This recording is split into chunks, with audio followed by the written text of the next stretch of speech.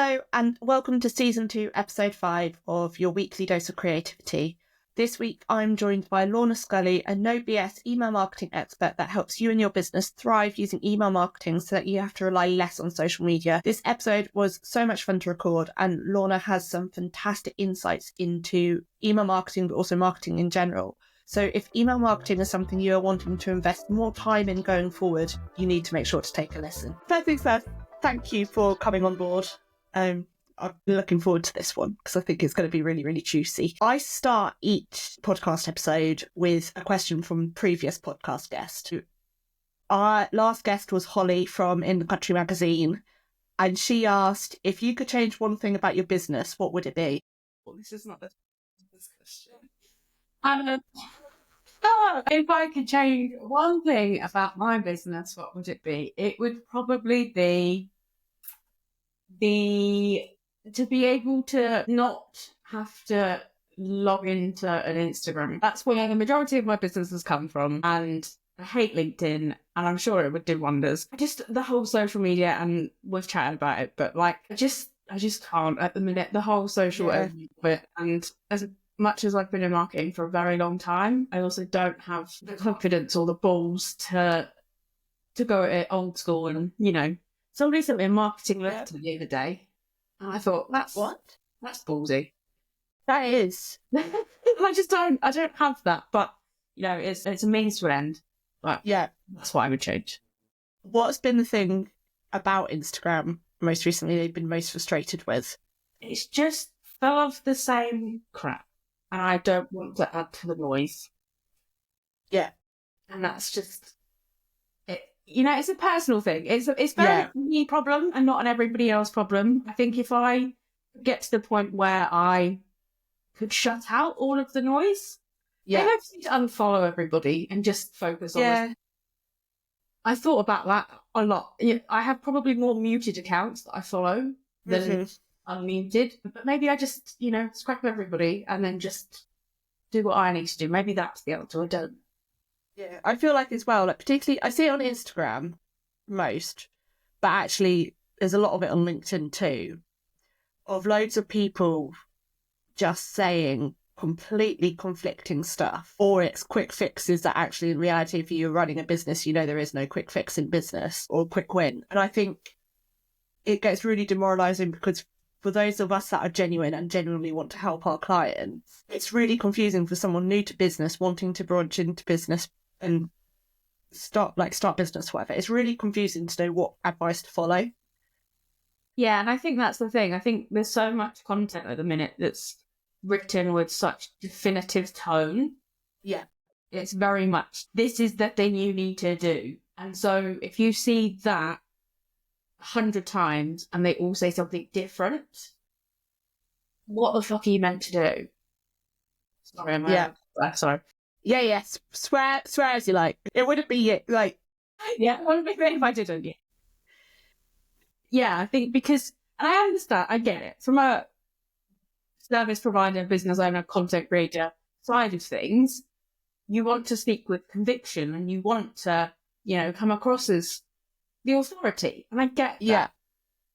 But because everybody's doing it and it's all conflicting, I just don't understand how anybody is getting anything done.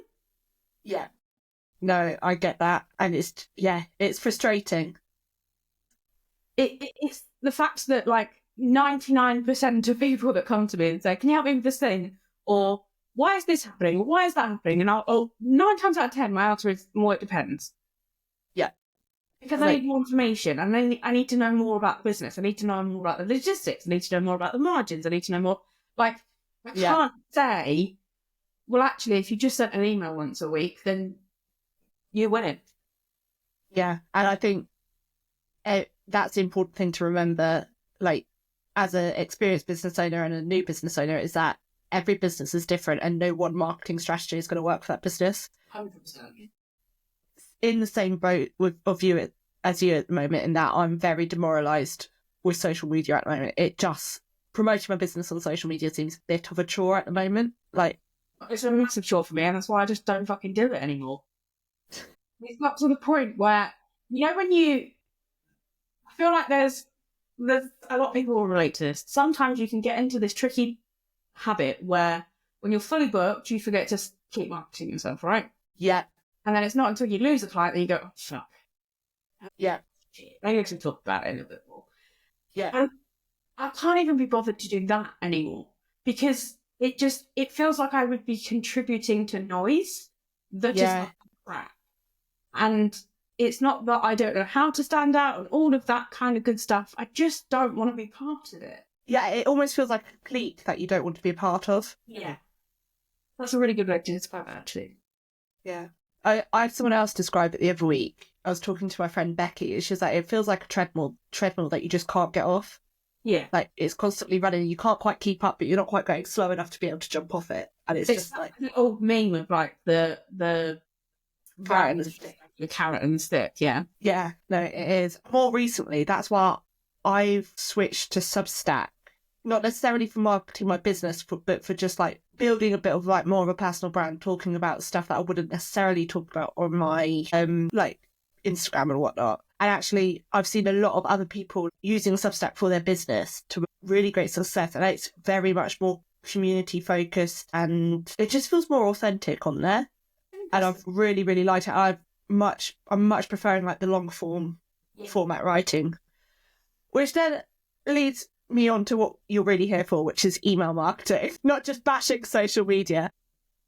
Going to start with asking you what your favourite thing about email marketing is. There's so many there. Tell me all of them. Literally, can you just, even that, can you see the difference? Yeah, like, yeah. You asked me about Instagram. She didn't know. I'm like, very good. No, I know. I think that the problem is, look, there's always going to be a place for social. You can't have an email list without traffic coming towards it, without promoting it with somebody. So, that's fixed with paid ads and social and blah, blah, blah, blah. But what's up on your email list? This is actually gets really exciting. So why do I love email? I love email because of the fact that it is a one-to-one communication tool. So obviously we post on social. It could be shown to 300 people. It could be shown to 3 million people. And not one of those people asked to see that post. Yep. Every person that I send an email to asked to read that email, asked to be sent that email. Yeah. So there's like an element of like permission. It is one-to-one, although, you could have 100,000 email subscribers. The person that opens it is reading it 9 times out of 10 on their phone or on their computer. And how often do you do that with your mates? You don't just kind of go, look at this email I just received. Oh my God, look at this. And show it around. Yeah. You're talking to that one person.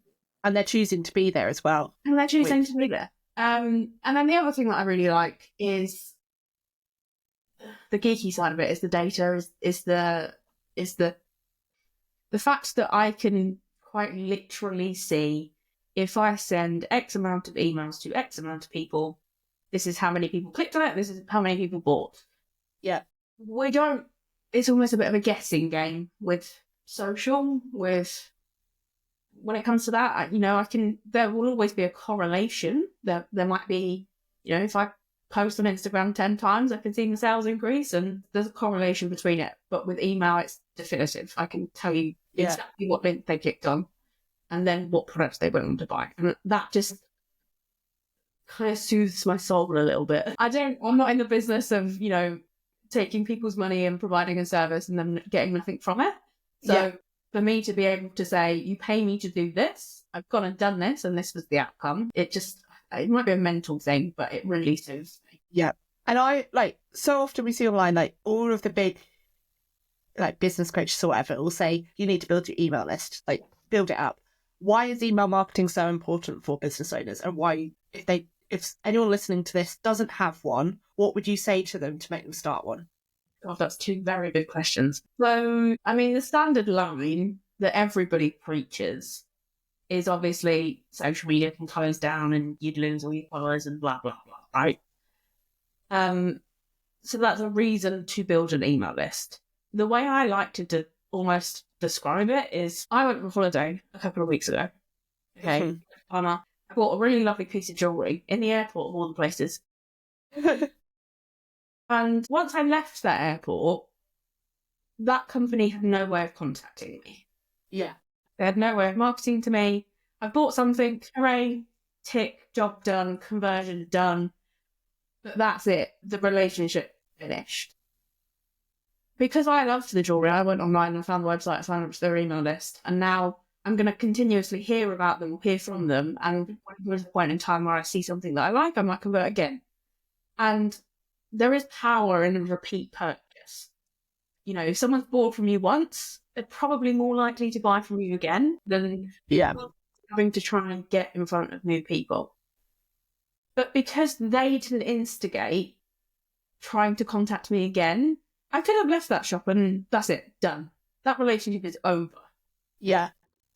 Whereas if they'd got my email address at the point of which I was purchasing, or if they had an iPad on the counter that I could sign up and get a discount, we've all seen that, sign up and say 15%, whatever. Yeah. But it just, from a business point of view, all of those people that you're constantly, I'm going to talk a lot about Instagram, I know there's other platforms, but people put a lot of effort and energy into creating content for Instagram. So you're putting all of that time and all of that energy into creating post after post after post to go viral, to get in front of as many people.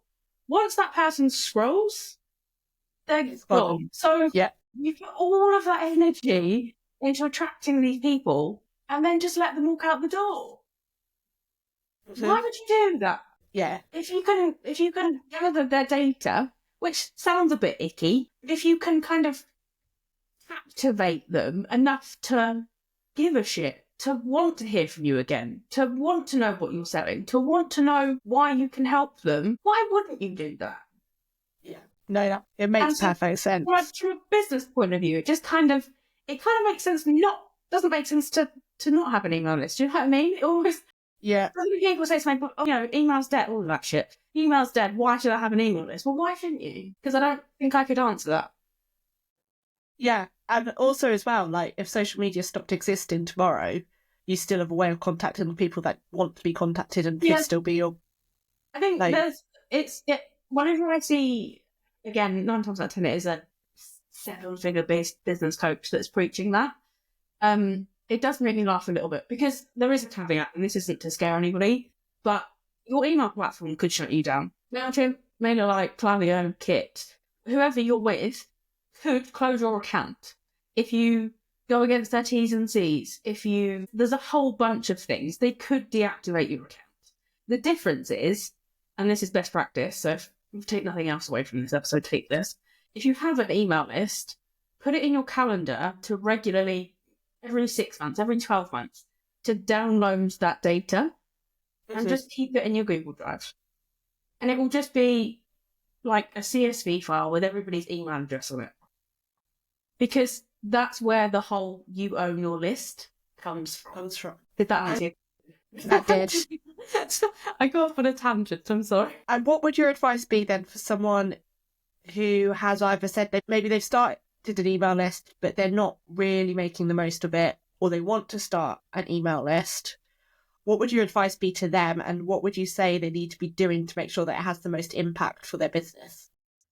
I think the hardest part, just like anything else, compare it to going to the gym. The hardest part is actually starting it. And so there is no one, there's nothing I could say that could force you to do it. You've just kind of got to jump feet first and give it a fucking go. Everybody will always ask me what the best platform to use is. There isn't a best platform. Just pick one that you're willing to learn and stick with it and try stuff. But it is a case of just trying things. Like, look at emails that you like and ask yourself why you like it. And then see how you can reenact that for your business, if you like. You know, do you like plain text emails, or do you like emails with imagery? Do you like the way that the time of the day that someone sends it? I know people that will only send emails on a Sunday, and I know people that send emails every single day. Like, what do you like and why? Yeah. And then think about how you can kind of incorporate that. And I think when you're just starting out, don't worry about how to optimize it. That's future use problem. Like, just get into the habit of sending them to begin with and not being scared to do that. Yeah.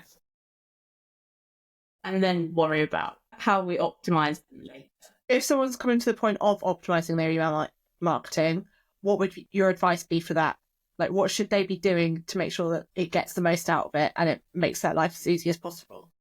Again, it depends. It depends on where they're at, and there's so many factors that go into it. But okay, so let's build a fictional person. So let's say service or product. Help me build this person. Shall we do one of each? Shall we start with service? Should we start with a service and then we'll do a product based afterwards? Okay, so give me a person, fictional person. So service provider sells. Why don't you use me? You're a photographer. Yeah, I do. Why did I even try to review? So you are a photographer. You have an email list. Yes.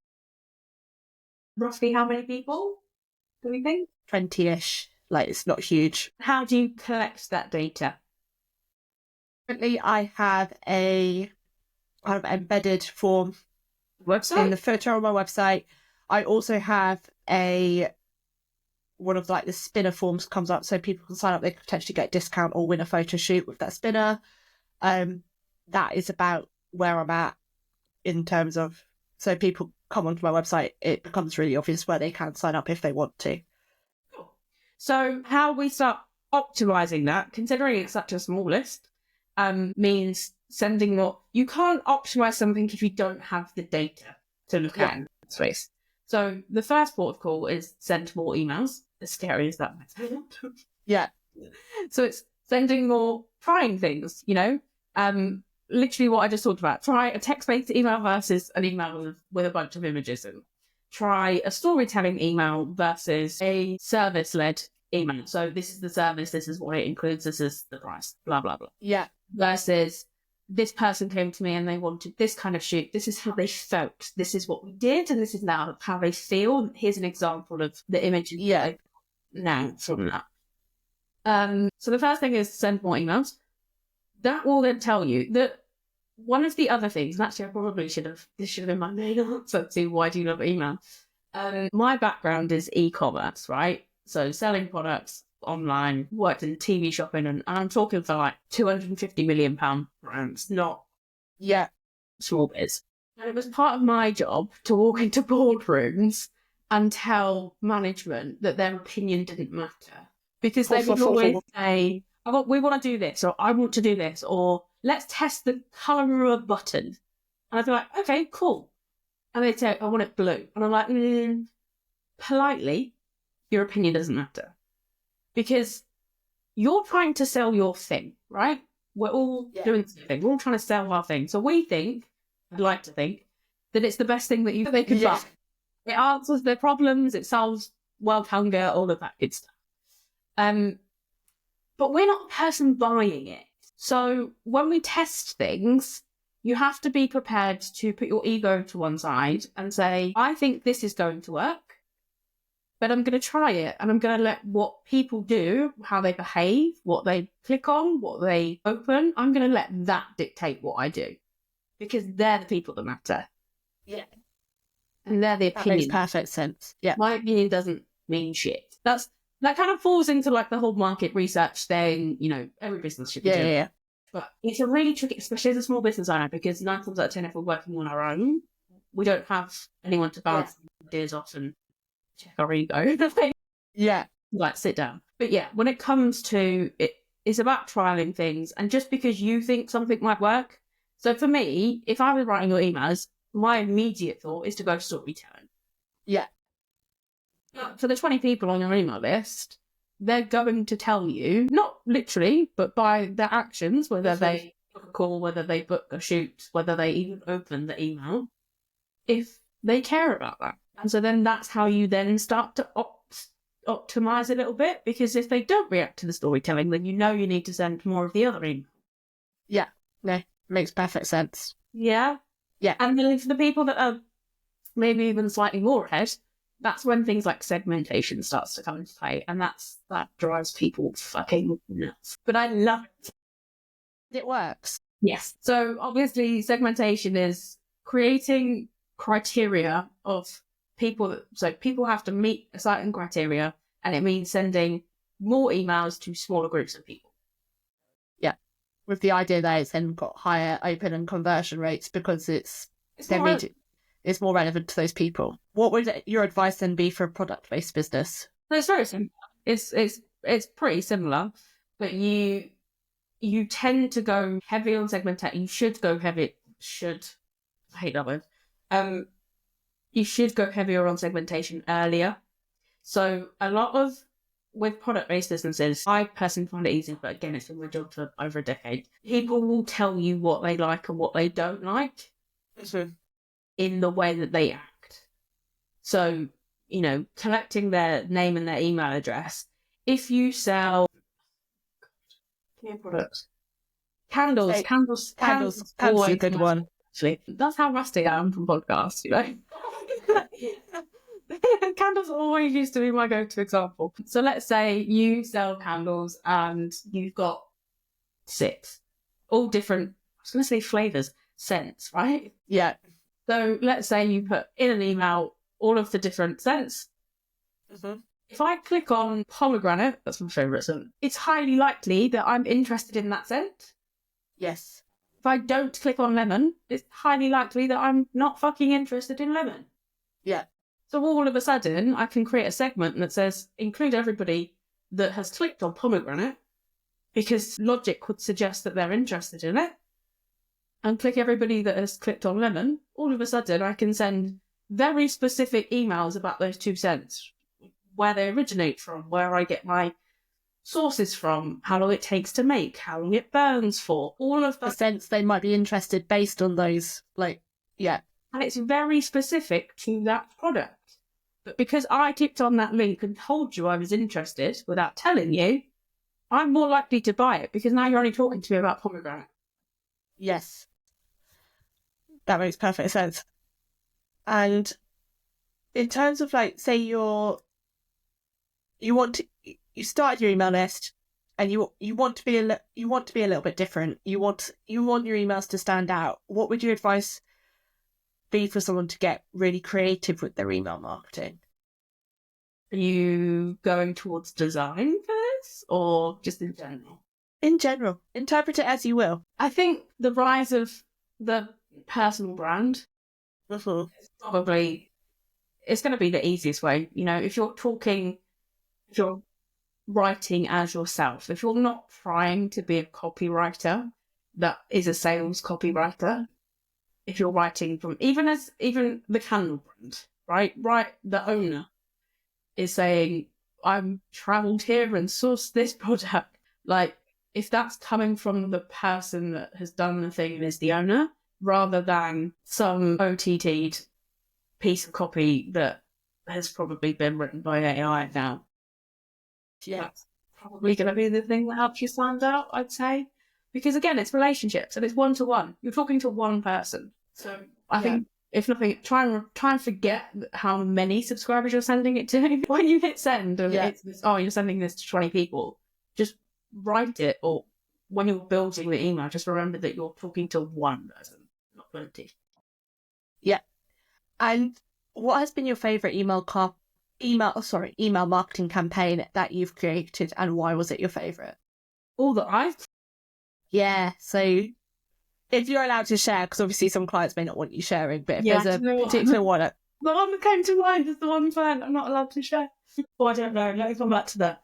Favourite campaigns, favourite emails from brand. I've not really found a service provider that I love just yet. I feel like that's really hard to do, though. As an email service provider, it's quite hard to create. Because they're really email. Well, yeah, definitely. From a product point of view, Tallow and Ash laundry detergents. Okay.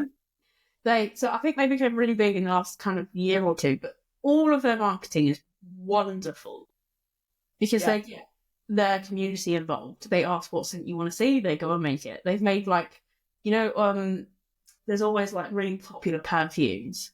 Yeah. For example, I wear Alien. I don't wear anything else but Alien. They took that from, I'm talking hundreds of thousands of people, and went and made something that smells like Alien as a laundry detergent. That's clever marketing. Incredible. And their emails follow suit. Their emails are a little bit image heavy for me, but their emails are very good. Yeah. Wild deodorant, the brand that did the deodorants, but now they do body wash and all sorts. Yeah. Now, again, very, very similar. Like, they're quite creative with all of their marketing, but again, it's very consumer led. Yeah. So, like, the consumers wanted the body wash, so they've gone and created body wash. They wanted the soaps, they've created the soaps. I think it does say, I mean, obviously that's a much bigger topic, but a brand that listens to their community and their audience is probably going to win quicker and easier than Towler is another one. Anything Grace involved in? Yeah, her productivity method ones emails are very, very good as well. Yeah. But interestingly to me, everything, again, I said everything with Grace involved, so Towler, Shreddy, and productivity method. If you look at their emails, they're all very, very simple. Yeah. They're a header, an image, a bit of text, a call to action, and an Instagram feed. Yeah. And so 9 times out of 10, when people come to me and say, I don't know what to put in an email, I'm like, you're definitely overthinking it. When you can whittle it down so that it is just simple and use that as a template, by all means, why not? Well, like you say, why not? If someone was creating templates then, like for their email marketing, what templates would you say they create? Like, is there any specific email templates for different types of emails they should be creating just to make life easier? I think no. I think to make your life easier, create a generalized email. So, something that you're probably sending when you're not in a promotion or you're not, it's the top of mind email. It's the email that we send on a weekly basis because we know we should, not for some dedicated reason. Sales email, and that's pretty much it. And I would say I'd highly recommend to use templates because not only does it save you time, it will stop you looking at a blank screen and thinking, what the fuck do I do? It will save you time. You should, it shouldn't take you 4 hours to write an email. It should take you about 15. Yeah. And it's also consistency. I think so many people don't realise how much easier for their business just being consistent with everything helps. I had it with a client recently, actually, where I was like, why are we using this colour button in an email? And she said, well, it's because our brand colours. And I said, oh, okay, that's cool. But if I click that button and I go to your website, the button on your website is purple and the one in your email is green. And she was like, well, does that matter? And I said, well, yeah, because you kind of put it in my head that if I click on this email, I'm clicking a green button. So for me to get to the next step, when I get onto your website, I need to look for a green button. And they don't exist, they're all purple. So let's change them either to purple or to green. And all of a sudden, her conversions went fucking skyrocketed. That's a really interesting take, actually, then. So, in terms of, like, that just proves that the consistency isn't just how often you're posting or emailing people. Yeah. What would your advice be then to ensure that people are staying consistent between the emails and their, like, website? It is, I mean, we're kind of going into branding territory, I suppose. Yeah. But your colours, your fonts, and your layouts, if that's all you can do, that's all you can. This is going to sound really dark. I get people that DM me things that are orange that they see on their holiday because when they see orange, they think of me. It's like when you took a sip out of your Stanley Cup, I was like, that's very on brand. Instantly, I was like, that's on brand. My hair is orange. My cup is orange. My car is orange. My pens are orange. It's got to the point my niece now, like, if she makes something, she's 4. She's 4 or 5? 4 or 5? 5, I think. Fuck, I don't know. We came round here and I was babysitting her. She was like, Auntie Lorna, is everything that you own orange? My phone case is orange. My laptop case is orange. Just to kind of give her something to do for about 30 seconds. I said, go and find everything in this house that's orange. She came back with so much stuff that I don't think I realised how much was orange. That's brilliant. I was like, oh shit. But she'll draw my picture and she'll say, I used the orange pen. And I'm like, cool, thanks. It's cute. That's a good game, actually, for anyone who's babysitting. Just like give people. It doesn't last as long as you'd like it to, but Yeah, she's caught on. And don't get me wrong, it is my favourite colour, but there was a method to my madness, and my branding is kind of black, white, and orange, and a little bit of grey, because I very much talk like black and white with a little bit of grey, and it's just very me. But it has got to the point where genuinely people will be on holiday and DM me like, "I just saw an orange car and thought of you," and I'm like, "That's really cute." It's kind of a bit weird, but it's kind of cute. But so keeping that consistency, if I didn't have orange in my email and then I sent them to my website that had no orange on it, it would be a little bit weird. Do you know what I mean? Yeah, no, that would be very weird. I know earlier you said that a lot of the email providers are kind of a much of a muchness. They all do relatively the same thing. Would you recommend one over the others for product and service-based businesses? And if so, why? As in, like, for each separate one. So, like, for a product-based business, you'd recommend this one and so forth, and for the service. So there is one that I would recommend for product-based businesses specifically, but again, it depends on the go-given. That's like my most used phrase. So the way I like to describe email providers is think of them like supermarkets. Yeah. Every supermarket sells food, but they're all aimed at different people, right? I'm not going to lie to you. I don't shop at Waitrose. Don't think I ever will. That for me is for posh rich people. Lidl was a little bit more affordable. You know, there's a scale. And I think it's kind of the unwritten rule that we all know. Email providers are very similar in that they all send emails. They can all help you build your list. They can all create an email. They can all send campaigns. They can all send automations.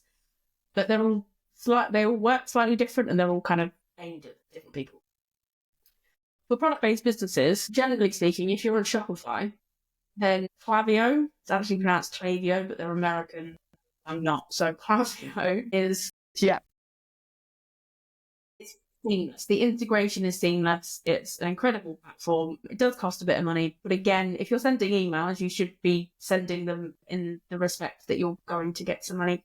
You're going to earn some money back from them. So the one thing I will say is that don't pick a platform because it's free, because it costs money to run a business. So let's get over that. It's too many people will say to me, "Oh, I just need it because I need to do it, but I need it to be free." And I'm like, well, if you're making money from it, then anyway, tangent. Then for service-based, no, not really, because I think it's personal preference.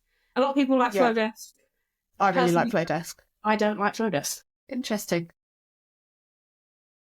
And it's not personal, you know. I think there's pros and cons to every single platform. It's a pro that they have a one set fee, and they're not like everybody else that charge based on the number of subscribers that you have. That's a pro. The con is that 9 times out of 10, unless they've changed it recently, which I need to check actually, so don't take this with a pinch of salt. All of their emails, even though you're adding text into it, isn't actually text on an email. It's turned into an image, which can be quite damaging to your deliverability. And the thing that really gripes me about Flowdesk is their segmentation, because so many people, it's so nice and it's so lovely to see that so many people started an email list and got into sending emails because of Flowdesk. And so for me, that's a win. There is a negative side to that. But so many people aren't getting the most benefit from Flowdesk because they can't do all of the quote-unquote fancy stuff. It's so segmentation is getting better. Okay. Like, they are... Like, so many... I've used it as a consumer. Like, I signed up for it. I've been through most of the platforms because I know how they all work. Yeah, it makes sense too. But I think we all jumped on it when it was like just coming out. So... With anything, there's going to be teething problems and areas of improvement, and as long as they're working on that, then happy days. Yeah. And then finally, what would your email marketing do's and don'ts be? Okay. Actually, that's not finally, because I've just thought of another question for afterwards, but... I could talk all day. So I know you could. Okay, let's do the don'ts. Let's go for 3 weeks. Do send yourself self-test emails before you send it to everybody else.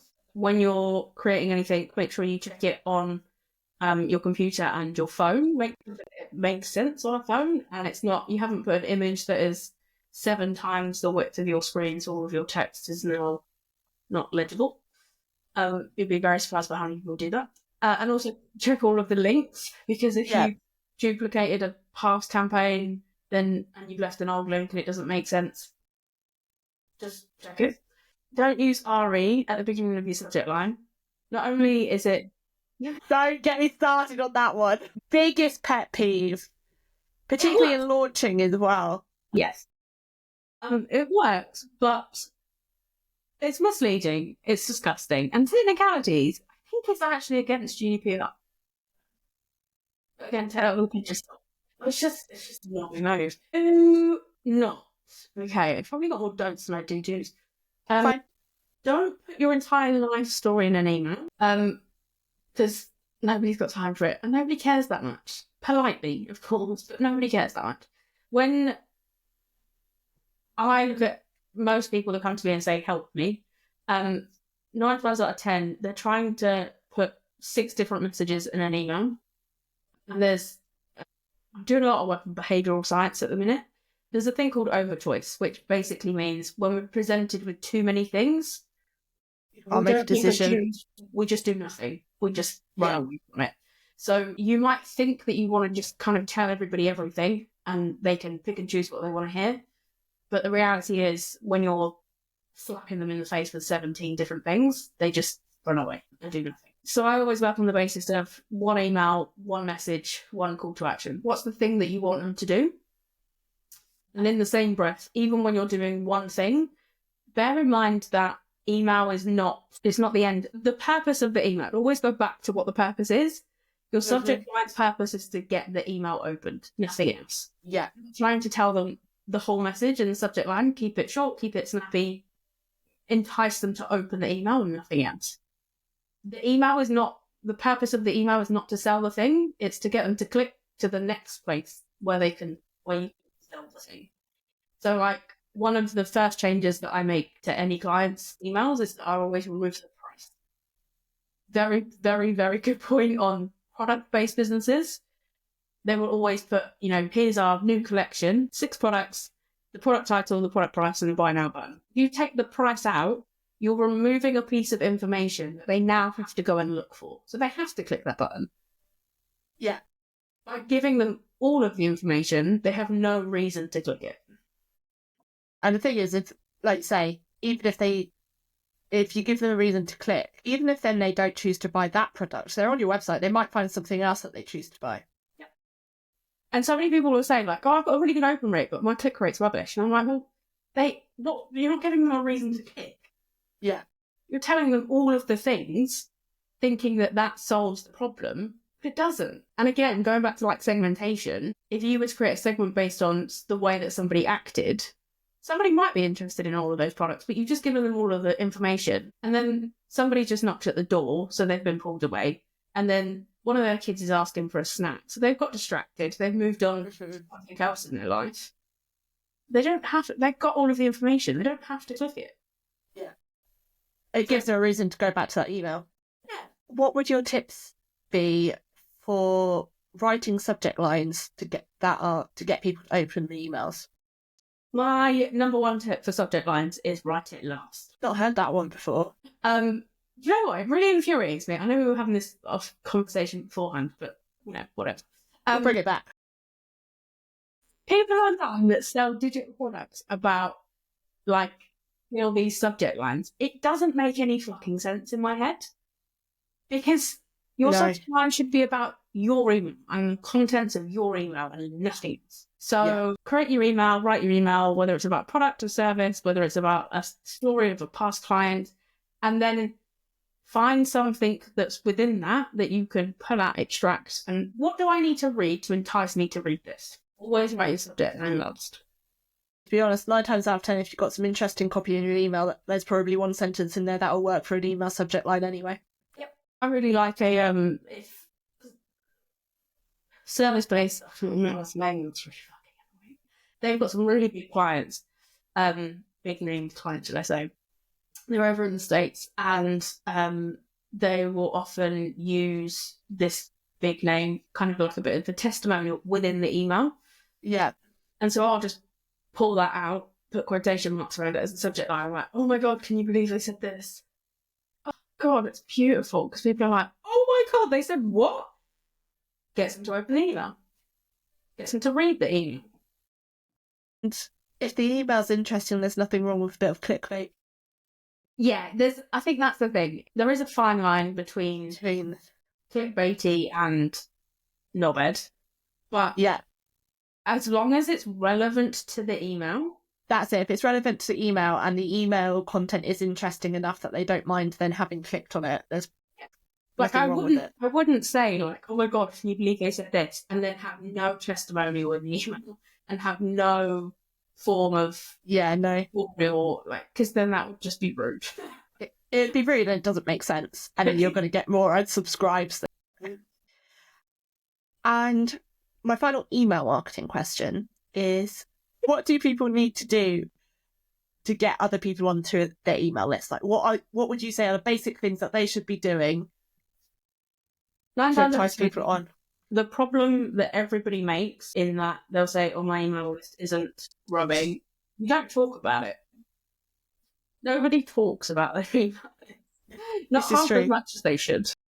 I don't. I'm like, my email list isn't great, but you don't talk about it, Beth. I really don't either. I'm very much a do as I say, not as I do kind of person, because I also can't say that often sent an email to my subscribers, which is really bad. I could probably look at my inbox for you and find out for you. Not out me. Thank you very much. What was the question? What can I do? Yeah. Okay. So the first thing is, you've all heard the term lead magnet, whatever that might be. I call it value exchange because you're exchanging something in return to their email address. And that doesn't have to be a discount code, it can be anything.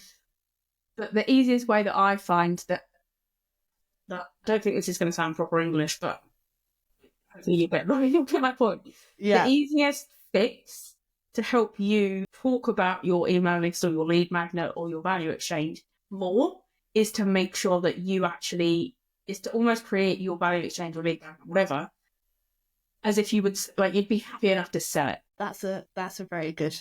We've all been there. Yeah. Into the checklist. We don't value it, so why the fuck do you expect anybody else to? Yeah, they don't work anymore. Like, I'll see people like advertising, checklist for this, checklist for that, or whatever, to join the email list. So I go, well, it's just another checklist I'm not going to look at, so why bother? Whereas if you created something that you would happily charge people 20 quid, whatever it might be. Again, it depends on where you are at with your business and what you sell, blah, blah, blah. But make sure it's relative to what you do sell, because you don't want to email list for shits and giggles. But if it was something that you would be happy to put a price against, you're more likely to then talk about it. Yeah, that's a very good point. I've thought of it like that before. So, like, for example, I have a mini course. It's not currently my welcome sequence, but it will be. It's 100 quid, and it's called Write Your Welcome Sequence in a Week. So over a 4-day period, it's 5 short videos, and I'm probably going to create my lead magnet, my value exchange, as the first 2. Yeah. So they get an insight into a paid product. I'm clearly very happy to put a price against it. I spent a lot of time and energy creating it. Yeah, and then they can buy it if they want the rest of it. I'm then more likely to talk about it because I'm probably going to get a sale out of it because I spent so much time and energy creating the thing. Talking about like then converting and selling, is there a conversion rate that people should be aiming for? Or again, does it just depend on the businesses? Like, some businesses will naturally have a much higher conversion rate than others. Yes, that's a very it depends question. Everybody will always ask me what's a good open rate or click rate. If your open rate is under 20%, you've got some serious damage control. There's something very wrong with the list. 30% is okay-ish. There's always room for improvement. 40 to 50% is good. 60% upwards is obviously fucking excellent. Yeah. The downside is a lot of people will place a lot of weight on the open rate. They'll say, well, I've got 60% open rate all the time and it's amazing. I don't make any sales. And I'm like, cool. So then we don't care about your open rate, do we? That's a very good point. It's like, we need to make sure I'm really happy for you, that people are opening your emails, but if they're not buying from them, then they're not really working. Yeah, if they're not buying from them, they're not doing what you need. Yeah. And there's so many, I could talk for fucking hours. There's so many caveats. There's so many Apple privacy laws when they put that into place, that changes your open rate. So Apple users in your email service provider will say that they've opened it even if they actually haven't. So What? yeah, it's very difficult. Email isn't just about sending an email, Beth. See, I don't know how I missed this update. So the whole, Yeah. I think, was it 20? No, I'm going to say a year because I'm going to get that totally wrong. When Apple privacy, it's not a law, what is it, policy? It basically means that they're protecting their user rather than the person trying the business trying to market to them. Okay. But it fluctuates your business's open rates. So you might say, oh, I've got a 70% open rate. How many of those are Apple users? Yeah. That's interesting. With like GDPR, Yeah. what do people need to be doing to make sure they're staying GDPR compliant within their emails? Because I know I still get emails from people that are blatantly not doing it, and it grinds my gears. So the first step is make sure that you have explicit consent. And actually this blew some, I did a workshop in a membership the other day and this blew their mind. So the first thing is explicit consent. So save yourself some time and energy and just push people towards a sign-up form. Under no circumstances did you post an Instagram story saying, put your email address in this question box and I'll add you to my list. Because that's not explicit consent. Unless you've got screenshots of that, which you then go and type into Flowdesk, add this person as a subscriber. If that person reports you to the ICO, which is, I think if I remember rightly, is up to £17.5 million in fines, based on how big the breach is. Don't know about you, I don't have that kind of money. If that person reports you because they don't remember signing up for your emails, so they've decided that you're spam, that you've added them to a list that they shouldn't be on, so they're going to report you. They're not going to unsubscribe because they feel really fucking personally about it. They're actually going to go and report your business. You have to be able to justify where that consent came from. Why are you letting that be a thing? Why are you letting a screenshot from Instagram be your backup? Yeah, makes no sense. Not only that, it takes you time and energy to copy and paste that email address, put it into Flowdesk, just send them to a form. Then your account, if you go into Flowdesk and looked at your list of email subscribers, it will give you a date and a time, probably an IP address, and likely a source of where that person signed up. That then becomes your proof if somebody was to report you. You can say, actually, you did it yourself, you did it on this time of day, at this location, and this is where you did it. Especially if you then got the double opt-in as well. Yeah, I have opinions about that, but okay, let's hear them. I'm here for all the. It's getting juicy now. The double opt-in and the single opt-in is a very personal preference thing, and it's also based on your resource, I would say, to be very PC about it. So the misconception is that you have to have double opt-in in order to comply with GDPR. That's not true. Okay. As long as you have the explicit consent, the time and the date and the source, that's right. There's other rules about GDPR, so making sure that they can unsubscribe at any point. That's why we always have the unsubscribe at the bottom of every single email, things like that. But the double opt-in, single opt-in. So my personal opinion is that if I've just signed up to your email list for said thing, whatever it might be, and then you email me asking me to confirm, I've already done it. Yeah. So you'll find that there'll be a big drop off for a lot of people, unless the value exchange, the lead magnet, whatever, is incredible, that I've got the time and energy to go to my inbox, click that button before I can receive it. I don't personally like it. I get it, and there are pros and cons to both. So by doing that, you'll find that there'll be a drop-off between people who sign up and don't click the button. Yeah. So maybe your list isn't growing as quickly as you think it should or what have you. But the pro is that it keeps your list very clean. it means that the people that are on your list absolutely want to be there because they've told you twice. So then on the flip side, with the single opt-in, if you have single opt-in, I fill out your form, I hit submit, you send me the thing, happy days. Don't need another button, I'm probably more likely to stay on your list, whatever. It does open you up to people that just want the thing and then don't want to hear the rest of it, don't want to see your emails ever again. It does open you up to bots. It does open you up to spam, all of that kind of stuff. So the downside with a single list is that you have to put more energy and effort into keeping your list clean, which means removing dud subscribers. But you should probably be doing that anyway, presumably. So yeah, it's personal preference. My preference is... What would your advice be then for people needing to clean? Like, they're setting up like a time each, every month, 2 months, 3 months, however often it is, to go through their email list and make sure they're keeping it clean. What should they be looking for to make sure it's like the optimal, healthy email list? So again, there's a lot of... I went through a bit of an argument on Thread about this because... Did you? There's a lot of opinions. So again, don't take my word as gospel because it's not. But if they're on your list, at one point in that, they were interested in your lead magnet, in what you have to say, in your services, whatever it might be. Yeah. It very much depends on how frequently you're emailing. If you're emailing once a month, then you're probably not going to want to clean your list once a month. Again, you need to take it to go on, or you can make a decision. But let's say, for argument's sake, that you're emailing once a week, maybe every 3, maybe 6 months, you would create a segment that says, add anybody into this segment that fits this criteria. And that is, hasn't opened an email, hasn't clicked an email in the last 6 months. And that might be 10 people, it might be 100. Obviously, again, depends on the size of the list. And depends on how frequently you're emailing. My first step is always try and talk to those people. So remember what we talked about earlier on when segmentation works because we're being more specific with the message. Would you do like a, are you still interested in receiving these emails type Absolutely. email?